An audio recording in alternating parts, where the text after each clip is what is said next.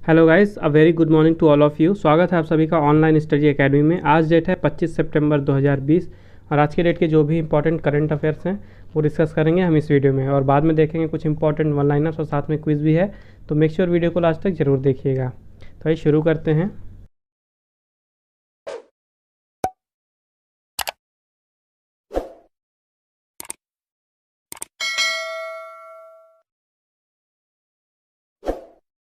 तो शुरुआत करेंगे कल का वीडियो का कुछ रिवीजन करके। भारतीय नौसेना ने रॉयल ऑस्ट्रेलियाई नौसेना के साथ पूर्वी हिंद महासागर क्षेत्र में पासेक्स का संचालन किया। पुरुष एकल में नोवाक जोकोविक तथा महिला एकल में सिमोना हालेप ने 2020 का इटालियन ओपन खिताब जीता। 23 सितंबर को सांकेतिक भाषाओं का अंतर्राष्ट्रीय दिवस यानी कि international day of sign languages मनाया गया। डीआरडीओ ने अभ्यास नामक high speed expendable aerial target वाहन का सफल परीक्षण किया। आरबीआई ने ए.के. दीक्षित को पीएमसी बैंक के नए प्रशासक के रूप में नियुक्त किया। महाराष्ट्र सरकार ने ई पीक पहाड़ी मोबाइल ऐप लॉन्च किया।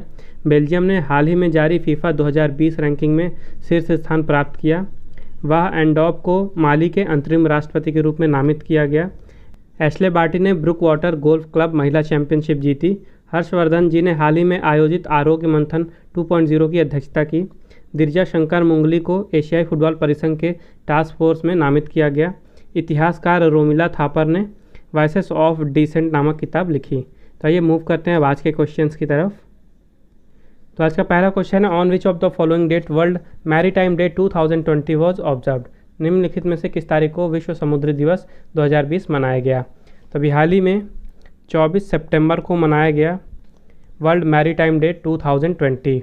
और ध्यान दीजिएगा कि जो वर्ल्ड मैरीटाइम डे है ये सितंबर के आखिरी गुरुवार को मनाया जाता है। ओके, यानी सितंबर के लास्ट थर्सडे को ये डे मनाया जाता है हर साल।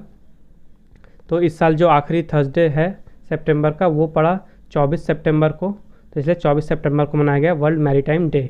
और इसके लिए थीम रखी गई थी sustainable shipping for a sustainable planet. Okay, sustainable shipping for a sustainable planet theme important होती है, थीम ज़रूर याद रखिएगा।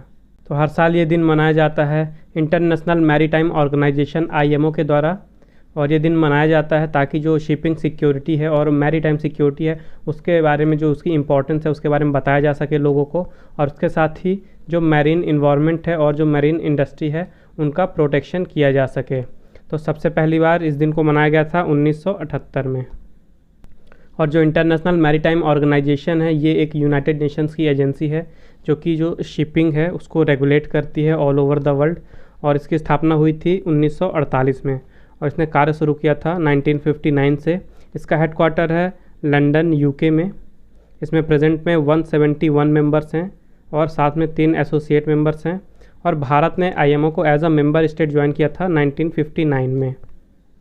इसके अलावा भारत अपना खुद का एक नेशनल मैरीटाइम डे भी मनाता है और भारत का जो नेशनल मैरीटाइम डे है वो मनाया जाता है 5 अप्रैल को। ओके, हर साल 5 अप्रैल को। और इसको मनाना शुरू किया गया था 1964 से। तो आइए एक बार रिवीजन कर लेते हैं सितंबर के जितने भी इम्पोर्टेंट डेज़ हुए हैं अभी तक। तो सबसे पहले 1 से 7 सितंबर तक चला नेशनल न्यूट्रिशन वीक। उसका 2 सितंबर को मनाया गया वर्ल्ड कोकोनट डे और इसके लिए थीम रखी गई थी invest in coconut to save the world. उसके बाद 5 सितंबर को मनाया गया इंटरनेशनल डे ऑफ चैरिटी। उसके बाद 7 सितंबर को मनाया गया international day of clean air for blue skies. उसके बाद 8 सितंबर को मनाया गया इंटरनेशनल लिटरेसी डे और इसके लिए थीम रखी गई थी literacy teaching and learning in the कोविड-19 क्राइसिस एंड बियॉन्ड। उसके बाद 9 सितंबर को मनाया गया international day to protect education from attack और उसके साथ ही हिमालयन डे। और हिमालयन डे की जो थीम थी वो थी हिमालयाज एंड नेचर। उसका 10 सितंबर को मनाया गया वर्ल्ड सुसाइड प्रिवेंशन डे जिसकी थीम रखी गई थी working together to prevent suicide. उसके बाद 12 सितंबर को मनाया गया वर्ल्ड फर्स्ट एड डे जो कि सितंबर के सेकेंड सैटरडे को मनाया जाता है और इसके लिए थीम रखी गई थी फर्स्ट एड सेव्स लाइव्स। उसके बाद 14 सितंबर को मनाया गया हिंदी दिवस। 15 सितंबर को मनाया गया इंटरनेशनल डे ऑफ डेमोक्रेसी और उसके साथ ही इंजीनियर्स डे। उसके बाद 16 सितंबर को मनाया गया international day for the preservation of ozone layer और इसके लिए थीम रखी गई थी ozone for life 35 years of ozone layer protection. उसके बाद 17 सितंबर को मनाया गया वर्ल्ड पेशेंट सेफ्टी डे और इसके लिए थीम रखी गई थी health worker safety a priority for patient safety. उसके बाद 18 सितंबर को मनाया गया वर्ल्ड बम्बू डे जिसके लिए थीम थी बम्बू नाउ। उसके साथ ही वर्ल्ड वाटर मॉनिटरिंग डे, जिसके लिए थीम थी सॉल्व वाटर। और उसके साथ ही इंटरनेशनल इक्वल पे डे, और इक्वल पे डे इस साल पहली बार मनाया गया। उसके बाद 19 सितंबर को मनाया गया international coastal clean up day, जो कि सितंबर के तीसरे सैटरडे को मनाया जाता है। उसके साथ ही इंटरनेशनल रेड पांडा डे, ये भी सितंबर के तीसरे सैटरडे को मनाया जाता है। उसके बाद 21 सितंबर को मनाया गया इंटरनेशनल डे ऑफ पीस, इसके लिए थीम थी शेपिंग पीस टुगेदर। उसके साथ ही वर्ल्ड अल्जाइमर्स डे मनाया गया, जिसकी थीम थी लेट्स टॉक अबाउट डिमेंशिया। उसके बाद 22 सितंबर को मनाया गया वर्ल्ड राइनो डे, जिसकी थीम थी 5 राइनो स्पीसीज फॉर एवर। उसके बाद 23 सितंबर को मनाया गया international day of sign language, जिसके लिए थीम थी sign languages are for everyone. उसके बाद 24 सितंबर को मनाया गया वर्ल्ड मैरीटाइम डे, जो कि सितंबर के लास्ट थर्सडे को मनाया जाता है, और इसके लिए थीम रखी गई है sustainable shipping for a sustainable planet. तो जितने भी इम्पॉर्टेंट डेज़ हैं किसी भी मंथ के, तो मेरे साथ ही साथ आप भी रिवाइज़ किया करिए, तो ऐसे में आपको जल्दी याद होंगे ये ऑर्डर वाइज। तो अगर आपको ये वीडियो पसंद आ रही है, यूज़फुल लग रही है, तो प्लीज़ वीडियो को लाइक कीजिए, अपने दोस्तों के साथ शेयर कीजिए ज़्यादा से ज़्यादा सारे प्लेटफॉर्म पे, और यूट्यूब चैनल ऑनलाइन स्टडी को भी ज़रूर सब्सक्राइब करें। तो आइए बढ़ते हैं आगे। नेक्स्ट क्वेश्चन है, who has been elected as president of Bougainville. Bougainville के राष्ट्रपति के रूप में किसे चुना गया है? तभी हाल ही में इस्माइल तोरोआमा को चुना गया है बोगेनविले के राष्ट्रपति के रूप में। तो जो बोगेनविले है ये पापुआ न्यू गिनी का ही एक पार्ट था पहले। उसके बाद नवंबर 2019 में इसने खुद को पापुआ न्यू गिनी से अलग कर लिया और एक ऑटोनोमस रीजन बन गया, और वहाँ पे तब से लेके अभी तक पहली बार चुनाव हुए हैं प्रेसिडेंट के लिए। और इस चुनाव में इलेक्ट किए गए हैं former rebel military commander Ishmael Toroama. और बोगेनविले की कैपिटल है बुका आइलैंड, और करेंसी है PNG कीना। नेक्स्ट क्वेश्चन है, in which state does the central government is planning to set up neutrino observatory. केंद्र सरकार किस राज्य में न्यूट्रिनो वैधशाला स्थापित करने की योजना बना रही है? तो अभी हाल ही में सेंट्रल गवर्नमेंट ने बताया है कि वो प्लान कर रही हैं कि तमिलनाडु में एक न्यूट्रिनो ऑब्जर्वेटरी स्थापित की जाएगी। और इस लैबोरेटरी को तमिलनाडु का जो वेस्ट हिल है वहाँ पे बोदी एरिया बोदी में इसे इस्टेब्लिश किया जाएगा, और इसे ज़मीन के अंदर बनाया जाएगा। और ये इन्फॉर्मेशन दी है सेंट्रल गवर्नमेंट की तरफ से union minister of state independent charge atomic energy and space doctor Jitendra Singh ji ने।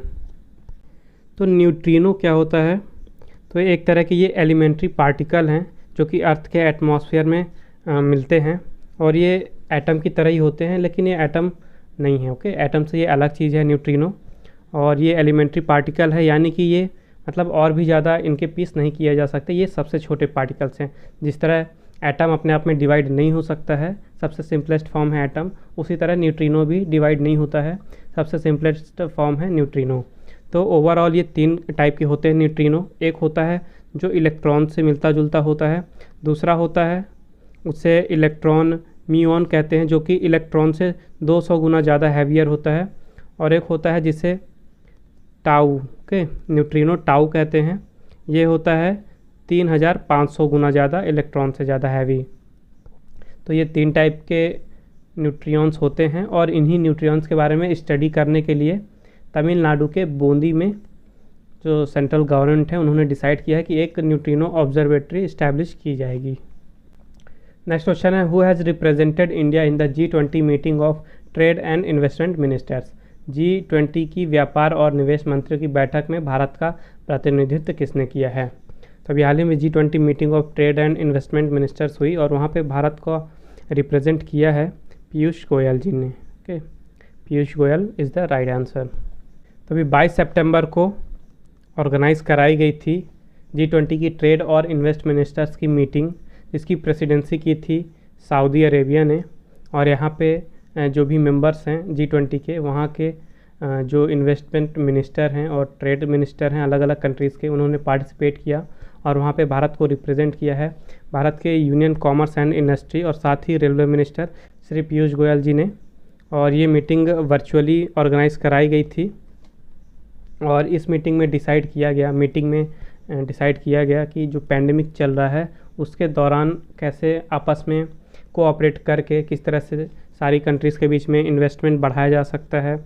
उसके साथ ही प्रोडक्टिविटी इनोवेशन बढ़ाया जा सकता है, जिससे जो जॉब हैं वो भी ज़्यादा नई नई जॉब्स आएंगी, जॉब क्रिएशन बढ़ेगा और कंट्रीज़ का डेवलपमेंट भी होगा और पॉवर्टी यानी कि गरीबी में भी कमी लाई जा सकती है।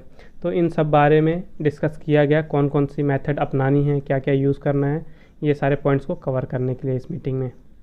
तो अभी फ़िलहाल में जो G20 है इसकी प्रेसिडेंसी करता है सऊदी अरेबिया, और सऊदी अरेबिया ने 2021 में जितने भी इवेंट्स होने वाले हैं G20 के, उसके लिए एक कॉमन थीम रखी है, realising opportunities of the 21st century for all. Okay, realising opportunities of the 21st century for all.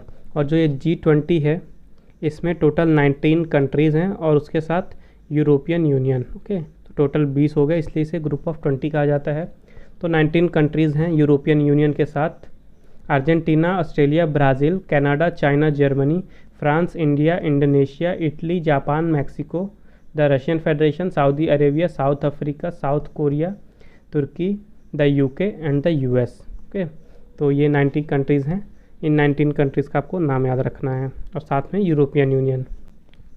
Next question है, by what percent rate does the India's GDP will contract in fiscal year 2020-21 according to UNCTAD report 2020। UNCTAD की 2020 की report के अनुसार वित्तीय वर्ष 2020-21 में भारत की GDP में कितने प्रतिशत की गिरावट आएगी।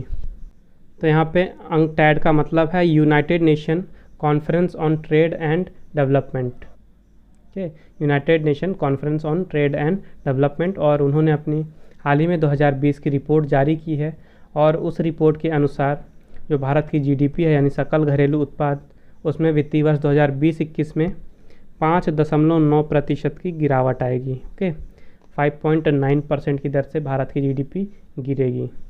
तो ये प्रेडिक्शन था 5.9% का गिरावट का वित्तीय वर्ष 2020-21 के लिए, और अगले साल आने वाले समय में फिजिकल ईयर 21-22 में उन्होंने एस्टिमेट किया है कि जो भारत की जीडीपी है वो 3.9% की दर से ऊपर उठेगी, यानी उसमें रिकवरी होगी। इसके अलावा अंकटैड ने ये भी एस्टिमेट किया है कि जो ओवरऑल पूरे वर्ल्ड की है ग्लोबल इकोनॉमी, वो 4.3% की दर से गिरेगी इस साल कोविड के चलते। और हाल ही में भी काफ़ी सारी एजेंसीज़ की प्रेडिक्शन आई हैं भारत की जीडीपी को लेके, तो आइए एक बार उनका रिवीजन कर लेते हैं। तो यहाँ पे जो निगेटिव साइन है ये डिनोट कर रहा है जीडीपी में गिरावट। तो हाल ही में अंकटैड ने एस्टिमेट किया 5.9% की गिरावट। उसके बाद केयर रेटिंग ने 8 से लेकर 8.2% की गिरावट का एस्टिमेशन दिया है। फिश सोल्यूशन के अनुसार 8.6% की गिरावट, यूबीएस सिक्योरिटीज़ के अनुसार 8.6% की गिरावट, एडीबी के अनुसार 9% की गिरावट, क्रिसिल के अनुसार भी 9% की गिरावट, और S&P रेटिंग के अनुसार भी 9% की गिरावट।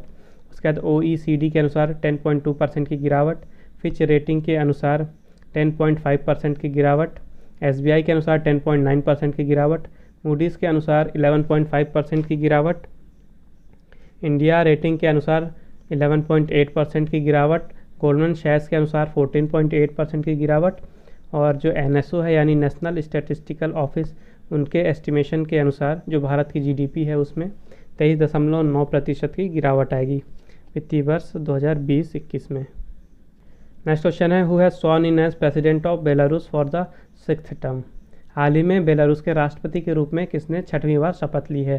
तभी हाल ही में Alexander Lukashenko. Okay, Alexander Lukashenko ये लगातार 6वीं बार बने हैं बेलारूस के प्रेसिडेंट।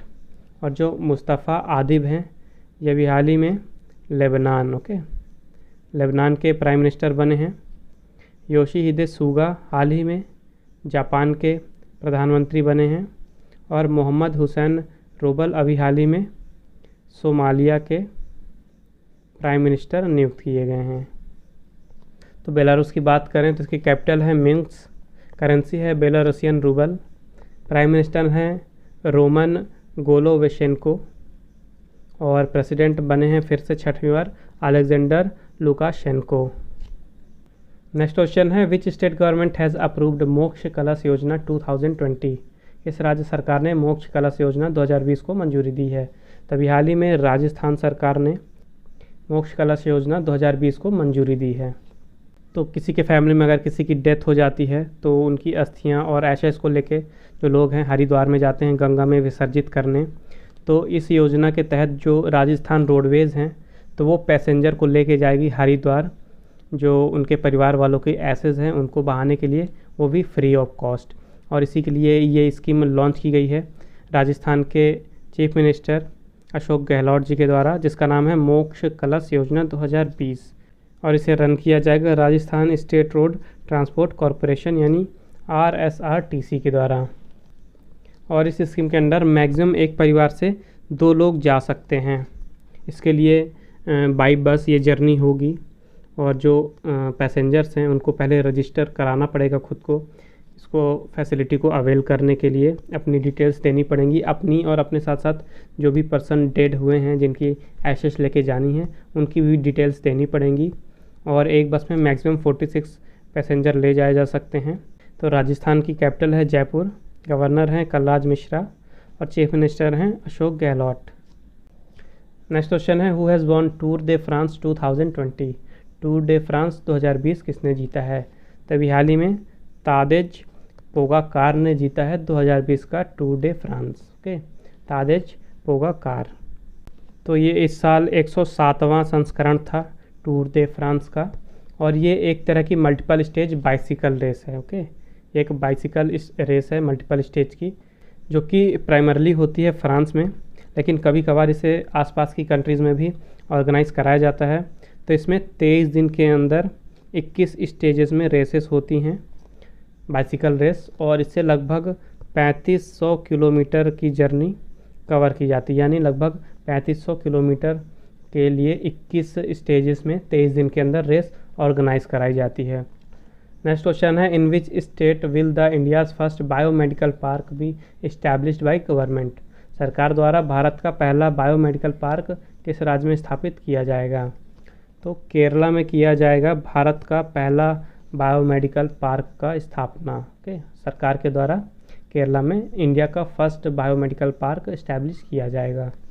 और इस पार्क को इस्टेब्लिश किया जाएगा केरला की कैपिटल तिरुवनंतपुरम के तोनक्कल में। ओके, थोनक्कल में जो लाइफ साइंस पार्क है वहाँ पे ये भारत का पहला मेडिकल पार्क बनाया जाएगा।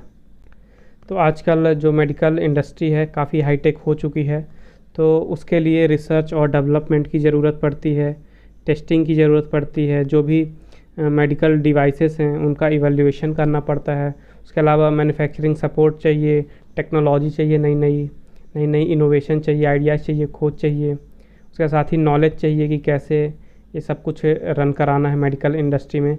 तो इन सब चीज़ों को कवर करने के लिए ये फर्स्ट मेडिकल पार्क इस्टेब्लिश किया जा रहा है केरला में, जो कि मदद करेगा रिसर्च और डेवलपमेंट में, टेस्टिंग में, इवैल्यूएशन ऑफ मेडिकल डिवाइसेस में, उसके साथ ही मैन्युफैक्चरिंग सपोर्ट, टेक्नोलॉजी, इनोवेशन। तो इन सब चीज़ों को कवर करेगा ये पार्क।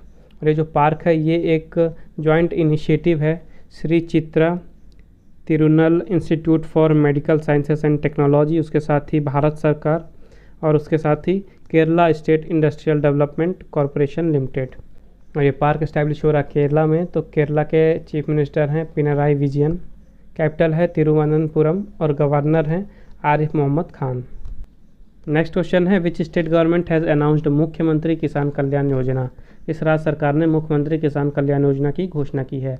अभी हाल ही में मध्य प्रदेश के चीफ मिनिस्टर शिवराज सिंह चौहान जी ने मुख्यमंत्री किसान कल्याण योजना की घोषणा की है। तो ये मुख्यमंत्री किसान कल्याण योजना ठीक उसी तरह है जिस तरह से प्रधानमंत्री किसान सम्मान निधि योजना लॉन्च की गई थी सेंट्रल गवर्नमेंट के द्वारा। तो जो पहले से ही बेनिफिशरी हैं जिनको प्रधानमंत्री किसान सम्मान निधि योजना के तहत हर साल 6,000 रुपये दिए जाते हैं ऐसे किसान, तो उनको अब जो मध्य प्रदेश की स्टेट गवर्नमेंट ने लॉन्च किया है मुख्यमंत्री किसान कल्याण योजना, उस योजना के तहत 4,000 रुपये और दिए जाएंगे पर ईयर। तो अब जो उनका टोटल हो जाएगा एनुअल असिस्टेंट वो हो जाएगा 10,000 रुपये पर साल।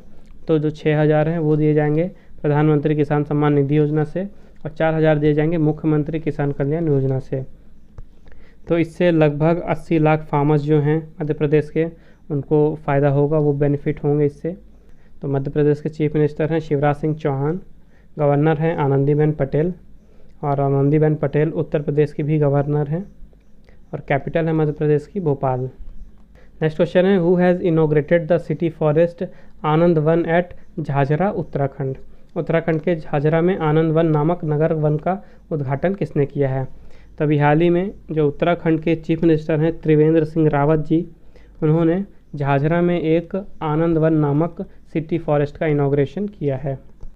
तो चीफ मिनिस्टर त्रिवेंद्र सिंह रावत जी के साथ साथ जो फॉरेस्ट और वाइल्ड लाइफ मिनिस्टर हैं हरक सिंह रावत, उन्होंने भी साथ मिलकर इनॉग्रेट किया इस सिटी फॉरेस्ट का, जिसका नाम है आनंद वन।